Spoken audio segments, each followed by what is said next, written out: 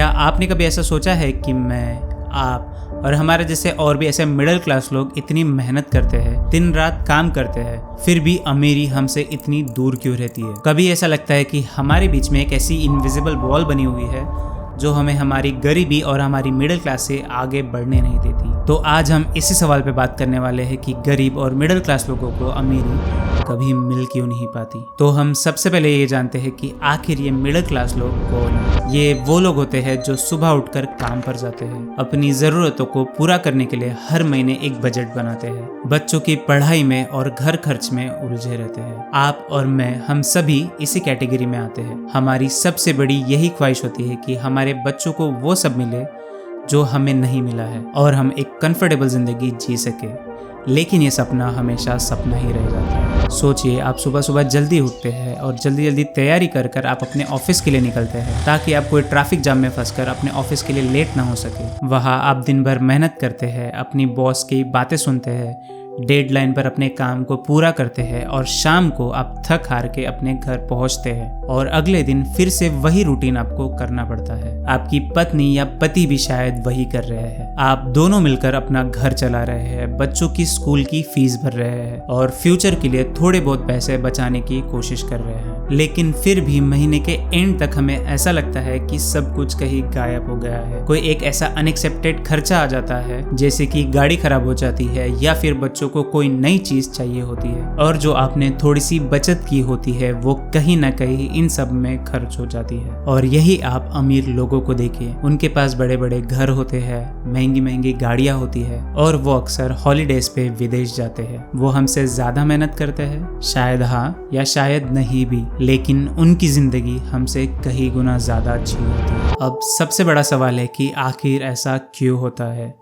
हम इतनी मेहनत करने के बाद भी हम उस इकोनॉमिक सिक्योरिटी तक क्यों नहीं पहुंच पाते जिसके हम हमेशा सपने देखते हैं? तो इसका पहला रीजन है बढ़ती महंगाई। ये एक ऐसी चीज है जो हमारी डेली लाइफ में हमें कितनी बार तो भी महसूस होती है। अगर आपको याद हो तो आज से कुछ सालों पहले तक हमें 100 रुपए में इतनी सारी चीजें मिल जाती थी, लेकिन आज महंगाई इतनी बढ़ चुकी है कि हमारी कमाई का एक सबसे बड़ा हिस्सा हमारा बस घर चलाने में चला जाता है। सोचिए, आप मार्केट जाते हैं सब्जी खरीदने के लिए। आज से 1 साल पहले आपने जो टमाटर 20 रुपए किलो में खरीदे थे वो आज 40 रुपए हो चुके हैं। जो तेल आपने 100 रुपए लीटर खरीदा था वो आज 180 रुपए लीटर हो चुका है। दूध, दाल, चावल सब कुछ महंगा हो गया है। हमारी सैलरी तो इतनी तेजी से नहीं बढ़ रही है जितनी तेजी से महंगाई बढ़ रही है। इसका मतलब ये होता है कि हमारी परचेसिंग पावर कम हो रही है। वही 20,000 रुपए जो आप महीने की तनख्वाह कमाते हैं उसमें आप अब उतनी चीजें नहीं खरीद पाते जितनी आप पहले खरीद सकते थे। इसे मैं आपको एक एग्जांपल से समझाता हूँ कि मान लीजिए आपकी सालाना इनकम 3 लाख रुपए है और महंगाई 7% से हर साल बढ़ रही है, तो अगले साल आपको उसी स्टैंडर्ड ऑफ लिविंग को मेंटेन करने के लिए आपको 3,21,000 रुपए कमाने पड़ेंगे। ये वो एक्स्ट्रा 21,000 रुपए है जो आपकी सेविंग्स को कम कर रहा है और आपको एक्स्ट्रा मेहनत करने पर मजबूर कर रहा है। अगर ये महंगाई हर साल इसी तरह बढ़ती है तो आप सोचिए आपको 10 साल बाद और कितना ज़्यादा पैसा कमाना पड़ेगा बस आपको आपकी बेसिक नीड्स को पूरा करने के लिए। अगर हमारी इनकम आज उस रेट से नहीं बढ़ती जिस रेट से आज महंगाई बढ़ रही है तो हम हमेशा उस रनिंग ऑन ट्रेडमिल वाली सिचुएशंस में फंसे रहेंगे जहां आप जितना तेज़ दौड़ोगे उतनी ही ज़्यादा पीछे रह जाओगे। Number 2, limited income source. हम में से ज़्यादातर लोगों के पास अक्सर एक ही इनकम सोर्स होता है, फिर चाहे वो आपकी नौकरी हो या फिर आपका छोटा मोटा बिजनेस हो। अगर किसी महीने कुछ गड़बड़ हो जाए, जैसे कि कोई बीमारी आ जाए या फिर काम में कोई दिक्कत आ जाए, तो हमारी फाइनेंशियल सिचुएशन पूरी हिल जाती है। अमीर लोगों को देखिए, उनके पास इनकम के कई रास्ते होते हैं। उनका पैसा कई अलग अलग जगहों पर इन्वेस्टेड होता है, जैसे कि स्टॉक्स, रियल एस्टेट या फिर उनके कई बिजनेसेस होते हैं। अगर उन्हें एक जगह से लॉस होता है तो फिर उन्हें दूसरी जगहों से थोड़ा सपोर्ट मिलता है। सोचिए, अगर आप अपने सैलरी पर ही डिपेंडेंट है और अगर आपकी जॉब ही चली जाती है तो आप तुरंत ही फाइनेंशियल प्रेशर में आ जाते हैं। आपको घर का रेंट या फिर घर की ईएमआई देनी है, बच्चों के स्कूल की फीस देनी है और घर खर्च भी चलाना है। बिना इनकम के ये सब करना बहुत मुश्किल हो जाता है। लेकिन अगर आपके पास इनकम के कई और सोर्सेस अवेलेबल है, जैसे कि आपने अपनी प्रॉपर्टी रेंट पर दी हुई है, आपने कुछ शेयर्स में इन्वेस्ट करके रखा है जिस पर आपको डिविडेंड मिल रहे हैं, तो आपको थोड़ा रिलीफ मिल सकता है। अमीर लोग इसी तरह अपनी फाइनेंशियल स्टेबिलिटी बनाए रखते हैं। नंबर 3, फाइनेंशियल लिटरेसी की कमी। हमारे स्कूल और कॉलेजेस में हमें बहुत कुछ सिखाया जाता है, जैसे कि साइंस, मैथ्स और हिस्ट्री, लेकिन हमें कभी ये नहीं सिखाया जाता कि हमें अपने पैसों को कैसे मैनेज करना चाहिए, पैसे को कैसे बचाए, उसे कैसे इन्वेस्ट करे। इसी लैक ऑफ नॉलेज की वजह से मिडिल क्लास लोग अपने बहुत से फाइनेंशियल डिसीजन में गलती कर देते हैं। हम बैंक में एफडी करवाते हैं जिसमें हमें बहुत कम इंटरेस्ट मिलता है, या फिर हम वही छोटी छोटी स्कीम्स में पैसा इन्वेस्ट करते हैं जो कि इन्फ्लेशन को भी बीट नहीं कर सकता। अमीर लोग फाइनेंशियल एक्सपर्ट से एडवाइस लेते हैं, वो डिफरेंट इन्वेस्टमेंट ऑप्शंस के बारे में रिसर्च करते हैं और वो रिस्की लेकिन पोटेंशियल हाई रिटर्न इन्वेस्टमेंट में अपने पैसे लगाते हैं। उनको ये बात पता होती है कि बस सेविंग करने से आप कभी अमीर नहीं बन सकते, इसके लिए आपको अपने पैसों को ग्रो करना आना चाहिए। Number 4, fear of taking risk. Middle class लोगों में अक्सर रिस्क लेने का एक डर होता है। हम एक सिक्योर जॉब चाहते हैं, हम एक फिक्स्ड इनकम चाहते हैं और हम अपने पैसों को भी ऐसी जगह इन्वेस्ट करना चाहते हैं जहां पर वो सेफ हो, भले ही हमें उसके ऊपर कोई ज़्यादा रिटर्न ना मिलते हो। अमीर लोग रिस्क लेने से नहीं डरते, वो हर नए अपॉर्चुनिटीज़ में पैसा लगाते हैं, फिर चाहे वहाँ पर थोड़ा खतरा भी क्यों ना हो। उन्हें ये बात पता होती है कि बिना रिस्क लिए हमें कोई बड़ा रिवॉर्ड नहीं मिलता। ऐसा बिल्कुल नहीं है कि वो अंधाधुंध रिस्क लेते हैं, वो रिसर्च करते हैं, एक्सपर्ट से एडवाइस लेते हैं और फिर उसके बाद एक कैलकुलेटेड रिस्क लेते हैं, लेकिन वो रिस्क लेने से डरते नहीं और यही चीज़ है जो उन्हें आगे बढ़ने में मदद करता है। Number 5, lack of long term thinking. हम अक्सर अपने शॉर्ट टर्म गोल्स पर ज़्यादा फोकस करते हैं, जैसे कि अगले महीने का खर्चा हम कैसे निकालेंगे या फिर अगले साल बच्चों की फीस को हम कैसे भरेंगे। हम लॉन्ग टर्म इन्वेस्टमेंट्स या फिर लॉन्ग टर्म प्लानिंग के बारे में ज़्यादा नहीं सोचते। अमीर लोग लॉन्ग टर्म सोच रखते हैं, वो आज इन्वेस्ट करते हैं और उसका फल उन्हें सालों बाद मिलता है। वो रिटायरमेंट प्लानिंग करते हैं और अपने बच्चों के फ्यूचर के लिए एक अच्छी खासी प्लानिंग करते हैं और वो अपने वेल्थ को जनरेशन टू जनरेशन ट्रांसफ़र करने के बारे में सोचते हैं। हमारी सोच अक्सर इमीडिएट नीड्स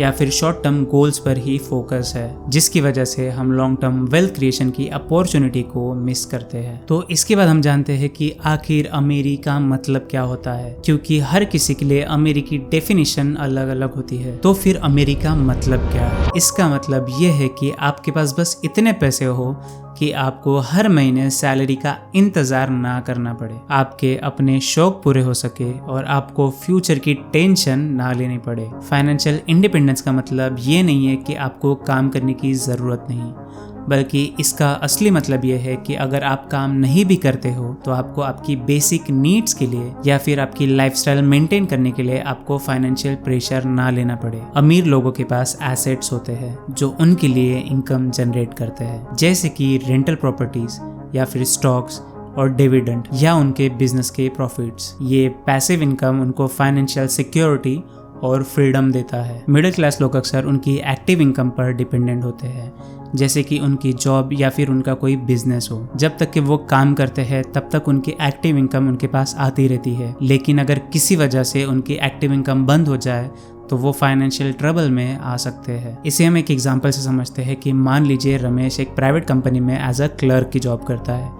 उसकी सैलरी 25,000 रुपये है और उसी से ही वो अपना घर का रेंट, बच्चों की स्कूल फीस और अपने घर के खर्च चलाता है। और ऐसे ही एक महीने में रमेश की तबीयत खराब हो जाती है और वो 15 दिन काम पर नहीं जा पाता, जिसके कारण उसकी सैलरी का आधा हिस्सा यानी 12,500 रुपये कट जाता है और उसको सैलरी का 12,500 रुपये दे दिया जाता है और अब उसको पूरा महीना उसी पैसे में निकालना पड़ता है। उसको अपने दोस्तों को और रिश्तेदारों को पैसे उधार मांगने पड़ते हैं ताकि वो अपने महीने का खर्चा पूरा कर सके। अगर हम यही अमीर लोगों के बारे में सोचें और अगर उनके बिजनेस बिजनेस में उनको लॉस होता है तो फिर उनके दूसरे बिजनेसेस या फिर दूसरे इन्वेस्टमेंट्स उन्हें सपोर्ट करते हैं। उनकी इनकम सोर्स बस एक इनकम पर डिपेंडेंट नहीं होती। अगर रमेश ने भी कुछ और इनकम सोर्स बनाए होते, जैसे कि वीकेंड्स पर पार्ट टाइम जॉब करना, या अगर उसने कुछ और पैसे एफडी के अलावा अगर और कहीं जगह इन्वेस्ट किए होते, तो फिर उसको इस तरह की फाइनेंशियल प्रॉब्लम नहीं आती थी। अमीरी हमें एक दिन में नहीं मिलती, ये एक लंबी प्रोसेस है।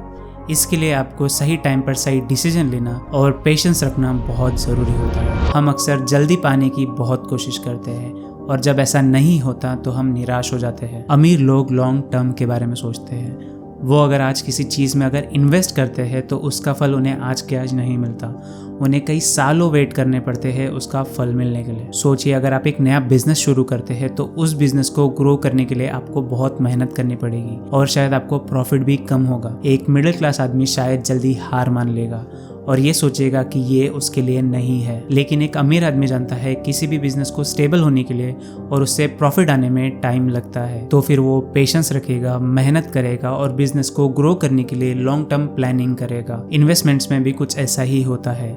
अगर आप आज कुछ कंपनी के शेयर खरीदते हो तो आपके वो शेयर्स अगले ही महीने में नहीं बढ़ने वाले। फिर आप ऐसा सोचोगे कि ये शेयर आगे नहीं बढ़ने वाले और आप उसे बेच दोगे। लेकिन अमीर इन्वेस्टर्स जानते हैं कि स्टॉक मार्केट्स में अप्स एंड डाउन्स आते रहते हैं। वो लोग लॉन्ग टर्म के लिए इन्वेस्ट करते हैं और स्टॉक मार्केट के फ्लक्चुएशन से नहीं डरते। टाइम और पेशेंस ये ऐसे इंग्रेडिएंट्स है जो हमें अक्सर मिडिल क्लास लोगों में कम दिखाई देते हैं। हम इमीडिएटली रिजल्ट्स चाहते हैं और जब हमें वो नहीं मिलते तो हम उस पर आसानी से गिव अप कर देते हैं। तो अब सबसे ज़रूरी सवाल, हम सब इसमें से कैसे निकल सकते हैं? नंबर 1, अपनी फाइनेंशियल एजुकेशन को बढ़ाना। हमें पैसों के बारे में सीखना होगा, कैसे पैसों की बचत करें, कैसे पैसों को बढ़ाए, कैसे इन्वेस्ट करें। स्कूल में हम सबको ये सिखाया नहीं जाता, इसलिए हम सबको ये खुद से ही सीखना होगा। मिडिल क्लास लोग अक्सर फाइनेंशियल प्लानिंग को बहुत कॉम्प्लेक्स समझते हैं और इससे दूर रहना ही पसंद करते हैं, लेकिन रियलिटी ये है कि बेसिक फाइनेंशियल कॉन्सेप्ट को समझना इतना भी मुश्किल नहीं है। आप इसके लिए बुक्स पढ़ सकते हो या फिर ऑनलाइन कोई कोर्स पढ़ सकते हो